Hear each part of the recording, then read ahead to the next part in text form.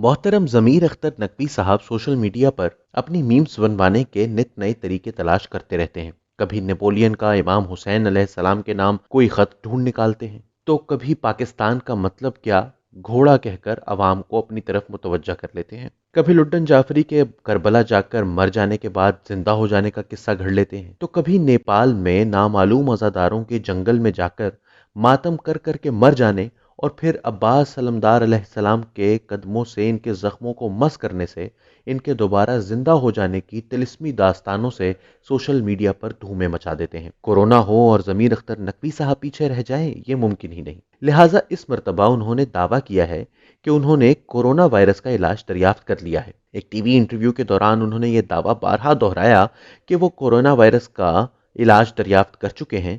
जब उनसे पूछा गया कि वो इसे आवाम के सामने क्यों नहीं ला रहे, तो उन्होंने साफ जवाब दिया कि ये लोग मेरा मजाक उड़ाते हैं, इसलिए मैं ये दवाई किसी के सामने नहीं लाऊंगा। एंकर ने इसरार किया तो उन्होंने कतई अल्फाज में जवाब देते हुए कहा कि ये कौम इस काबिल नहीं कि इनको ये इलाज दिया जाए, क्योंकि जो लोग किसी की इज्जत करना नहीं जानते उन्हें दवाई इस्तेमाल करने का भी कोई हक नहीं, क्योंकि इस दवाई को भी इनका मजाक उड़ाने के लिए इस्तेमाल किया जाएगा। एंकर ने उनको एहसास दिलाया कि देखिए, ऐसे लोग भी हैं जो आपसे मोहब्बत करते हैं, तो फरमाया कि वो मुझसे मिलकर मेरे से दवा ले सकते हैं। अर्ज की कि अगर वो आपसे मिलने ना आ सकते हो, तो जवाब आया कि अब मैंने आपके प्रोग्राम में बता दिया है, हुकूमत के लोग देखेंगे, यूएन के लोग देखेंगे, हुकूमत और यूएन के लोग मेरे पास आए तो मैं इनको फॉर्मूला बताऊंगा, आने वाली नस्लें मेरी इस दरियाफ्त से फायदा उठा सकेंगी। अफसोस ये है कि ज़मीर अख्तर नकवी की मीम्स बनती हैं क्योंकि इनका अंदाज़े बेया ही कुछ ऐसा है। मगर क्या कीजिए उन दर्जनों बल्कि सैकड़ों अफराद का जिन पर आलिम दीन होने का बहतान भी है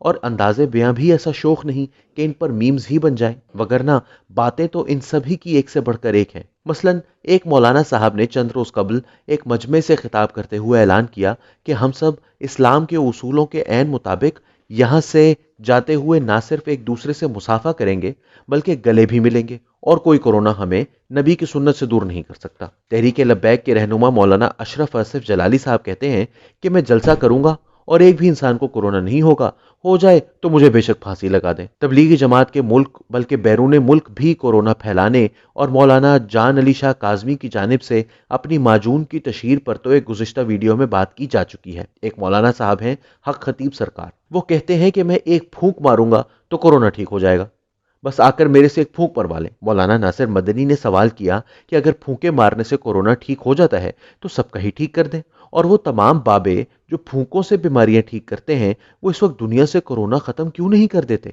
इस बात पर हक खतीब सरकार के मानने वाले इतने आग बगूला हुए कि नासिर मदनी को मार मार कर इनका हशर कर दिया, इनके जिस्म पर कोड़े मारे, जो उन्होंने प्रेस कॉन्फ्रेंस में भी दिखाए। आखिर खुद को आलिम दीन कहने वाले ये अफराद साइंस से इतने नालायक क्यों हैं? इनके चेले चाटे आए रोज कलौंजी में से क्लोरोक्विन निकालने पर बजिद है। क्लोरोक्विन के बारे में भी ये गलत साबित हो चुका है कि ये कोरोना का इलाज कर सकती है, लेकिन हमारे अहबाब ना सिर्फ क्लोरोक्विन को कोरोना का इलाज साबित करने पर तुले हैं बल्कि क्लोरोक्विन को कलौंजी से निकालने पर भी मुसर है। मौलवियों ही की एक मजीद खतरनाक किस्म वो है जो सक्खर में करंटीना में मौजूद शिया जायरीन को करंटीना तोड़कर बाहर आने पर उकसा रहे हैं, और फिर वो सिपा साहबा के दहशतगर्द हैं जो लोगों में ये तासुर आम करने की सरतोड़ कोशिश कर रहे हैं कि कोरोना ईरान से आया है और इसे शिया पाकिस्तान में फैला रहे हैं, जबकि हकीकत यह है कि पाकिस्तान में गुज़िश्ता चंद हफ्तों के दौरान वजीर आजम के बयान के मुताबिक 9 लाख अफराद वापस आए हैं, और ये लोग ईरान से वापस नहीं आए बल्कि यूरोप, अमरीका,